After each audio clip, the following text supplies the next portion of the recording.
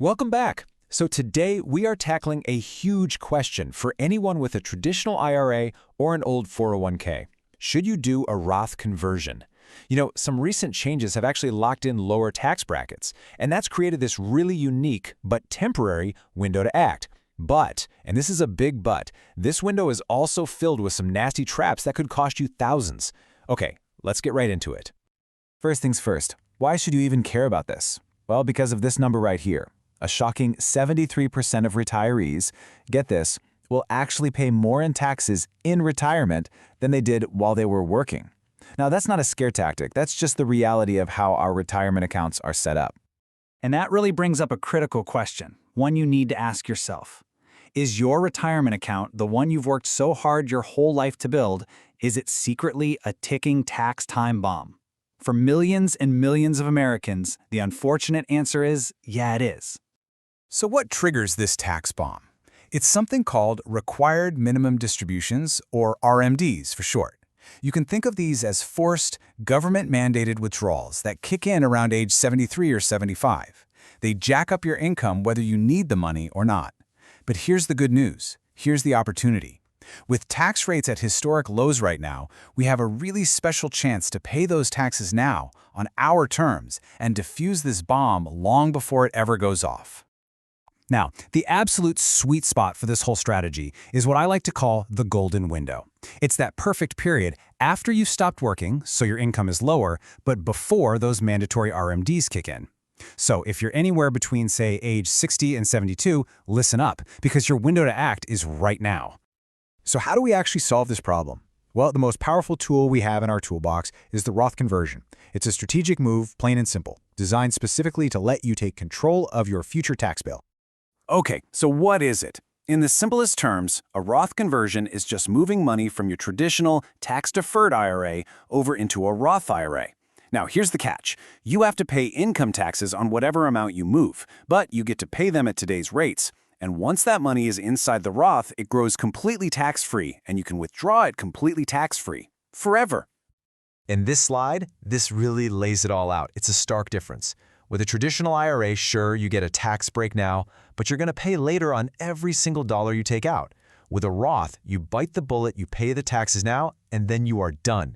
Tax-free growth, tax-free withdrawals, and look at that last line, the game changer on the right. With a Roth, there are no required minimum distributions in your lifetime. None. You are in complete control.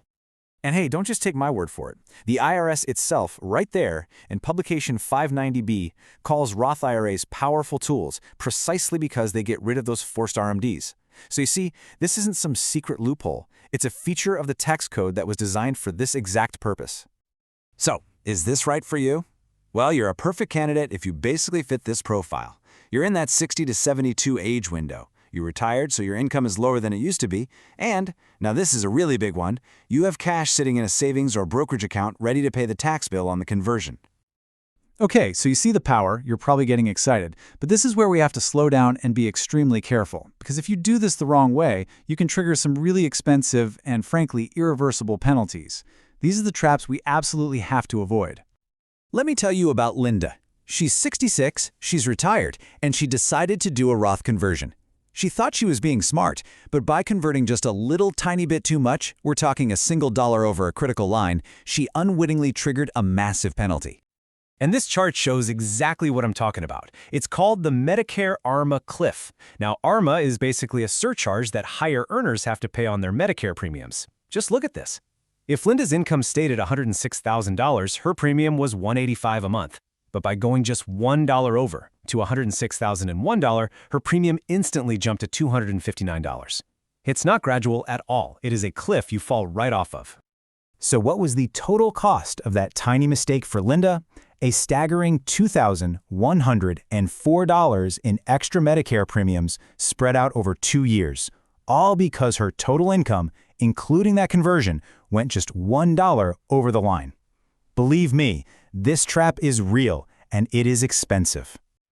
Okay, so now that we know the risks, how do we do this thing flawlessly? Let's walk through the proven, step-by-step guide to doing this exactly the right way. For anyone with a larger IRA, the gold standard is the multi-year strategy. Take James and Susan here. Instead of doing one huge risky conversion, they very strategically moved $300,000 over 5 separate years. This kept them safely in a low tax bracket and, more importantly, far away from any of those Medicare cliffs. And the process itself is pretty straightforward. First, you've got to calculate your tax bracket room. That's how much income you can add before you get bumped into a higher tax bracket. Second, you figure out a safe amount to convert that keeps you under those cliffs. Third, just make sure you have your Roth IRA account ready to go. Fourth, call your custodian and tell them to make the move. And fifth, and this is non-negotiable, you set aside cash from a totally separate account to pay the taxes. This table kind of breaks down your options. If you have a smaller IRA, maybe an aggressive single-year conversion works, but the risk is high. A more conservative partial conversion is a great way to just dip your toe in the water. But as you can see, down on that bottom row, for most folks with a decent-sized balance, that multi-year laddering approach is by far the safest and most effective way to go, keeping you in a low tax bracket with very low risk. All right, let's boil all of this down to the most important takeaways and an exact action plan that you can use. Look, if you remember nothing else from this, remember these 3 golden rules. First, timing is everything. You've got to use that pre-RMD window, ideally between ages 60 and 72. Second, always, and I mean always, pay the conversion tax with non-IRA money. Never use the retirement money to pay the tax. And third, if you're 63 or older, you treat that Medicare cliff like a live wire. Stay at least $5,000 away from it. Don't even get close.